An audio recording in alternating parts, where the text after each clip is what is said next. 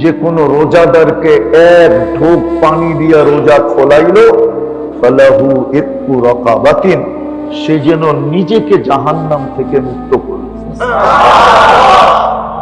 জিজ্ঞাসা করেন হাদিস কি হাদিস না? বল, আমাদেরকে জিজ্ঞাসা করেন,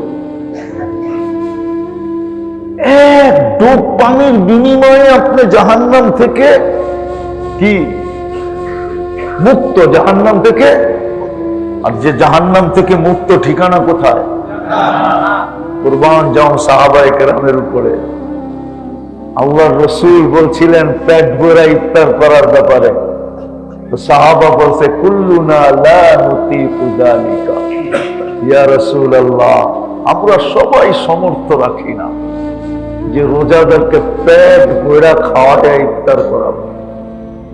তখন আল্লাহর রাসূল নিচে নামছেন, নিজের থেকে নামেন নাই। কুরআন বলে ওমা ইয়ানতিকু আনিল হাওয়া ইন হুয়া ইল্লা ওয়াহয়ুন ইউহা। আমার ধারণা বলে ওই সময় মনে হয় আল্লাহ জোশে চলে আসছিলেন যখন সাহাবায়ে কেরাম এই কথা বলছেন যে আমরা সবাই তো পেট ভরে খাওয়াইতে পারবো না। আল্লাহ মনে হয় জোশে চলে আসছে যে বন্ধু যা মনে চায় বলতে থাকেন, কমাইতে কমাইতে কমাইতে কমাইতে যেখানে আনতে চান ওইখানে আনেন, আমি প্রস্তুত। আল্লাহ মনে হয় ওই সময় জোশে ছিল, জোশে। তারপরে বলছে আল্লাহর রাসূল দুধ, তারপরে বলছে খেজুর, তারপরে বলতে বলতে বলতে এই জায়গায় না থামায়া দিয়েছেন সুরবাতা মা, এক ঢোক পানি দিয়া। ভাবেন আপনি কতটুকু ভালোবাসা হলে এই সুযোগটা দেয়, কতটুকু সম্পর্ক হলে এই সুযোগ দেয়। বাপু তো মনে হয় সন্তানকে 2-4 বারের বেশি দিতে চায় না। আমাদের সমাজে পেপার পত্রিকা দেখলে পাওয়া যাবে কত বাপুই তো সন্তানকে ত্যায্য করলো, ঠিক না? আল্লাহ তো এই উম্মতকে কণ্ঠনালীতে রূহ আসার পূর্ব মুহূর্ত পর্যন্ত ত্যায্য করতে চায় না। নাইলে এই হাদিস কেন বলতো হাত্তা ইউগারবির, কণ্ঠনালীতে রূহ আসা পর্যন্ত আমি তোর অপেক্ষায় থাকবো। তুই তওবা করিস কি করিস না, আমার দিকে ফিরিস কি ফিরিস না। এই জন্য মেরে দোস্ত, সমস্ত সৃষ্টির সাথে আল্লাহ যতটুকু সম্পর্ক না থাকুক, মানুষের সাথে এর চেয়ে কোটি গুণ বেশি সম্পর্ক। মানুষের ভিতরে সমস্ত উম্মতের সাথে যতটুকু সম্পর্ক না থাকুক, এর চেয়ে অগণিত গুণ বেশি সম্পর্ক উম্মতে মুহাম্মদীর সাথে। শুধু বন্ধুর দিকে তাকায়া, বন্ধুর প্রেমে পড়ে আল্লাহ বন্ধুকে মাহবুব বানায়া, হাবিব বানায়া, আল্লাহ আমাদেরকেও বন্ধু বানায়া নিয়েছেন।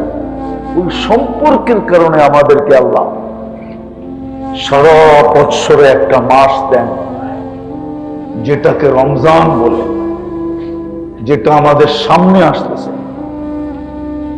হয়তো 2 দিনের মাথায় চলে আসবে, নাইলে 3 দিনের মাথায় তো আসবেই আসবে। যদি আল্লাহ আমাদেরকে বাঁচায় রাখেন, ওই মাসটা আমরা পাবো। এটা বড় একটা সুযোগের মাস, বড় মূল্যায়নের মাস। এই জন্যই তো 3 জনে এক জায়গায় যে একমত হয়ে গেছেন, আল্লাহ, জিবরিল, মুহাম্মাদুর রাসূলুল্লাহ। 3 জন এক জায়গায় যে একমত হয়ে গেছেন যে এত সুযোগ দিলাম, এত ভালোবাসার ঢেউ খেলায়া দিলাম, এত ভালোবাসার তুফান চালায়া দিলাম, তারপরও যদি তোমাদের ভিতরে অনুভূতি না আসলো, তারপরেও যদি তোমাদের মাঝে গুরুত্ব না আসলো, মহত্ব না আসলো, আর বরত্ব না আসলো, আর তুমি বুরুক্ষেপ না করলে, তাইলে 3 জন কিন্তু একমত, ধ্বংস হোক ওই ব্যক্তি যে রমজান পাইল, জান্নাত পাইল না। মাপ পাইলে তো জান্নাত পাবে, ঠিক না? এই জন্য আমি মাপ বললাম না, জান্নাত বললাম। ধ্বংস ওই ব্যক্তি যে রমজান পাইল, জান্নাত মাপ পাইল না। বলেন আল্লাহ যার ব্যাপারে সিদ্ধান্ত নিয়ে নেয় ধ্বংস, তাকে বাঁচাবে কে?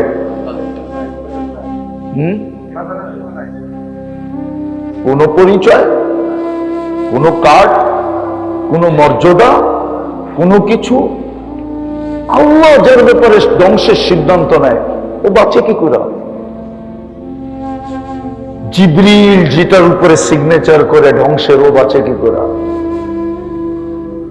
মুহাম্মদুর রাসূলুল্লাহ যার ব্যাপারে সিদ্ধান্ত নেয় ধ্বংসের, ও বাঁচে কি করে? তিনজনই তো সিগনেচার দিয়েছেন। বলবে আগামী জুমাই ইমাম সাহেবরা আপনাদেরকে বলবে, প্রথম মেম্বরের সিঁড়িতে উঠে বলছে আমিন, দ্বিতীয়টায় বলছে আমিন, তৃতীয়টায় বলছে আমিন। সাহাবা জিজ্ঞাসা করছে আমিন কিসের উপরে বললেন? বলে এখনই জিবরিল খবর নিয়ে আসছে, আল্লাহ ঘোষণা দিচ্ছেন ধ্বংস ওই ব্যক্তি হোক যে রমজান পাইল কিন্তু জান্নাত পাইল না, ও ধ্বংস হোক। জিবরিলও আমিন বলছে, আমিও আমিন বলছি। দুইজন একদিকে, আমি আরেক দিকে যাব, তো যাব কি করে? হায় হায়, শুধু সম্পর্কের কারণে আপনাকে আমাকে এই সুযোগটা দিতেছে। আফসোস, আমার তো এই কথা বুঝেই আসে না যে এই উম্মত ফরজের ঘাটতি নিয়ে কিয়ামতের দিন উঠবে কি করে? এটা তো অসম্ভব।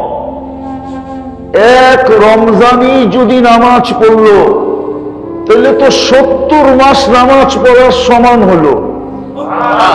কেন ফরজ কয়গুণ বাড়ে? কয়গুণ বাড়ে? ওরা আবার ঘাটতি থাক, 11 মাস না পড়লেও তো ঘাটতি থাকার সুযোগ নাই। আমাকে বুঝান, 11 মাস যদি নাও পড়লো ঘাটতি থাকার সুযোগ আছে? 70 থেকে 11 বাদ দেন, তারপরে তো 59 বাকি থাকবে, 59 মাসেরটা থাকবে ওর কাছে। ফরজের ঘাটতি থাকে কি করে? আমি তো পুরা মাসও বলি না, আবার হুজুররা মানবো কিনা? রাজবাড়ির হুজুর তো রাজার এলাকার লোক, বলবো কি বলে? রাজবাড়ির হুজুররা বলবো? হ্যাঁ, আমি তো বলি এই উম্মত যদি রমজানে 6 দিন কন্টিনিউ 100% নামাজ পড়তো, তারপরে তো 1 বছরের নামাজ পুরা হয়ে আরো হাতে থেকে যেত। কেননা 6 দিন পড়লেই তো 420 দিন পড়া হয়। কয়দিন? ফরজ 70 গুণ না? হ্যাঁ, 4 শত কত? 6 শত কত? 42। 420 দিনের নামাজ, বৎসর কয়দিন? 100%। তো রাজব বাড়ির মানুষও 6 দিন নামাজ পড়বে না? পড়বে? হ্যাঁ, এই উম্মত ফরজের ঘাটতি নিয়ে উঠে কি করে কিয়ামতের দিন? আল্লাহ তো এতটুক দিয়ে আটকায় দিবে যে তুই তো রমজানে 6 দিন পড়লেই হতো, বৎসরের ফরজ রিকভারি হওয়ার পরেও আরো 55 ওয়াক্ত তোর কাছে প্রতি বৎসর জমা হতো। আপনি 365 বাদ দেন 420 থেকে, দেখেন কত থাকে? 3 থাকে। কেমন সম্পর্কের পরিচয় দিতেছেন, কেমন মহব্বতের পরিচয় দিতেছেন, কেমন ভালোবাসার পরিচয় দিতেছেন। সামান্য একটু সহযোগিতার কারণে, মুআসাত যেটাকে হাদিসে বলে মুআসাত, সামান্য যদি মালিক কর্মচারীর সাথে রমজানে সহযোগিতা করে সহানুভূতি দেখায়, আল্লাহ বলে জান্নাত তোকে লেখা দিয়া দেবে। জান্নাতের মালিককে দিলে কোনো অভিযোগ আছে? আপনার কোনো অভিযোগ আছে? না আপনার জায়গার কম হবে? দুনিয়া না বাক করে দিচ্ছেন, জান্নাত তো বাক করে দিবেন। আর দুনিয়া মকসুম, দুনিয়া বাক করা, জান্নাত বাক করা না। জান্নাত তো যে যত নিতে পারে, কিন্তু রাজবাড়ির মানুষ, শিক্ষিত মানুষ বলবে এত জায়গা কই পাবে, ঠিক না? জায়গা দেখানোর সময় আমার কাছে নাই, নাহলে জায়গা দেখায় দিতে পারি। আপনার বিজ্ঞান দিয়ে আপনাকে দেখায় দেবো জায়গা। এত জায়গা আছে, এত জায়গা আছে। সূর্য দুনিয়ার থেকে কয়ত গুণ বড়? হ্যাঁ, 10 দিয়া বাঘ দিয়া দেখেন কয়জনের বাঘে আসে। সূর্যের পাশে একটা আছে নক্ষত্র অ্যান্ড্রোমেডা, এটা সূর্যের চেয়েও 50 লক্ষ গুণ বড়। ওটার পাশে একটা আছে বেটেলজেস, ওটা সূর্যের চেয়েও 100 কোটি গুণ বড়। এরম বিজ্ঞান 11টার তথ্য পাইছে। কয়টা? বাকিগুলার তথ্য পায় নাই। আমাদের গ্রামে এত জায়গা আছে। আমাদের গ্রামে, গ্রাম চিনেন? সৌরজগতে আমাদের দুনিয়াটা যে গ্রামে বাস করে, সৌরজগতের সবচেয়ে ছোট গ্রাম হইল ওইটা, যেই গ্রামে আমরা বাস করি। ছায়াপথ বলে ওটাকে, ছায়াপথ, সবচেয়ে ছোট গ্রাম। কিন্তু বিজ্ঞান বলে যদি একটা যান্ত্রিক জিনিস বানানো হয়, সেকেন্ডে 3 লক্ষ কিলোমিটার যাবে। আমাদের গ্রামের এই মাথা থেকে ওই মাথায় যাইতে 1 লক্ষ আলোক বৎসর লাগবে।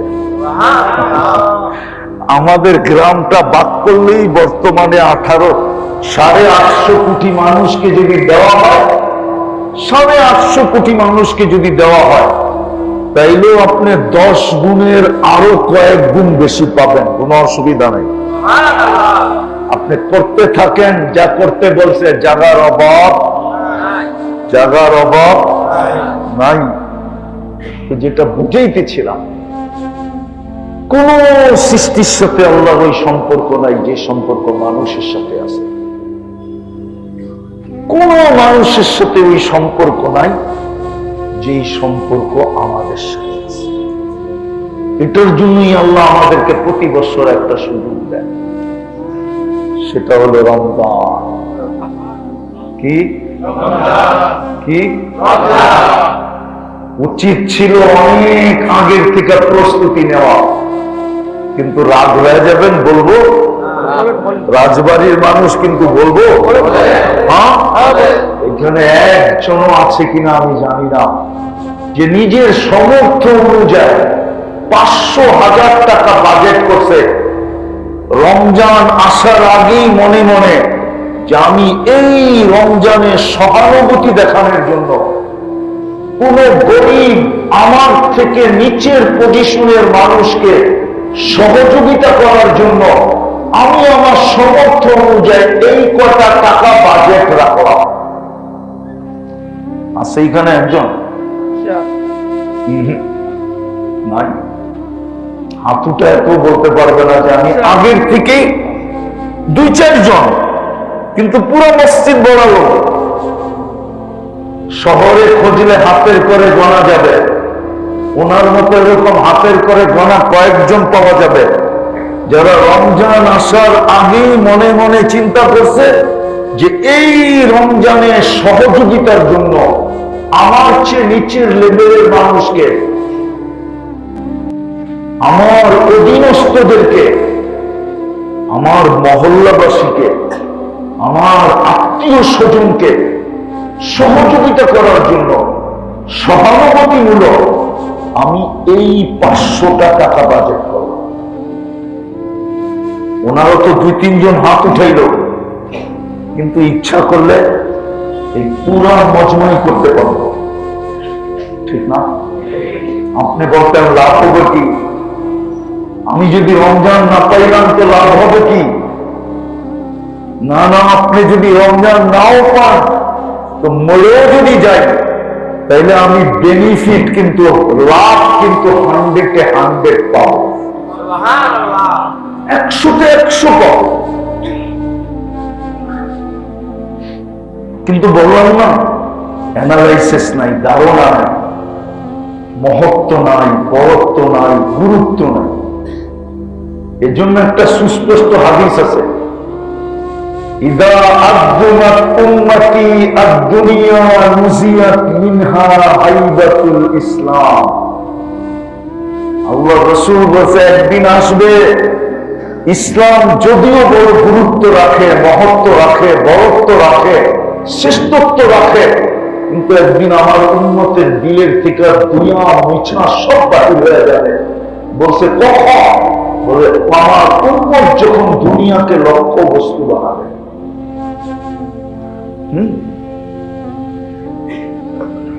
ইদা আযমাত উম্মতি আদ-দুনিয়া নুসিয়াত মিনহা হাইবাতুল ইসলাম। তিন কারণে তিনটা রোগের শিকার হবে। ওয়াইদা তারাকাত আমরা বিল মারুফ ওয়া নাহই আনিল মুনকার হুরিমাত মিন বারাকাতিল ওয়াহি। আমার উম্মত যখন একজন আরেকজনের পাও ধরা ছেড়ে দেবে, দুনিয়ার জন্য তো পায়ে ধরবে, কিন্তু আল্লাহ আল্লাহ রাসূলের জন্য পায়ে ধরবে না।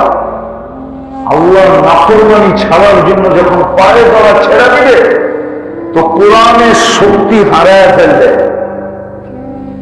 আজকে কোরআন আছে কিন্তু শক্তি আপনি বলবেন কোরআনের কি শক্তি আছে? তাহলে আমি কোরআন দিয়ে প্রমাণ দিই, লম্বা হয়ে যেতেছে, দিব কোরআন দিয়ে প্রমাণ। সুলাইমান আলাইহিস সালাম বলছিলেন তখতে বিলকিসকে নিয়ে আসবে, ইফরিতুম মিনাল জিন বলছিল আমি নিয়ে আসবো, কিন্তু 3 ঘন্টা সময় লাগবে। আর যার কাছে আসমানি এলেম ছিল সে বলছে আমি নিয়ে আসবো কবলা আন ইয়ারতাদ্দা ইলাইকা তারফু, আপনি সামনে তাকানোর আগে নিয়ে আসবো। সুলাইমান আলাইহিস সালাম সামনে তাকাইছে তো দেখে তখতে বিলকিস দাঁড়ানো। আমি পিলার গুলা 4 বার দেখছি, পিলার গুলা ইয়ামানে পিলার গুলা রাখা আছে এখন, যেটার উপরে সিংহাসন ছিল, আমি 4 বার দেখছি। আর ওটা হলো ইয়ামানের মাআরিবে। আর সুলাইমান আলাইহিস সালাম ছিলেন বাইতুল মুকাদ্দাসে, ফিলিস্তিন, কয়েক হাজার কিলোমিটার দূর। চোখের পলকে নিয়ে গেছেন। এটা ছিল আসমানি কিতাবের শক্তি। আসমানি কিতাবের যদি এই শক্তি হয় তাহলে কোরআনের শক্তি কত বড়।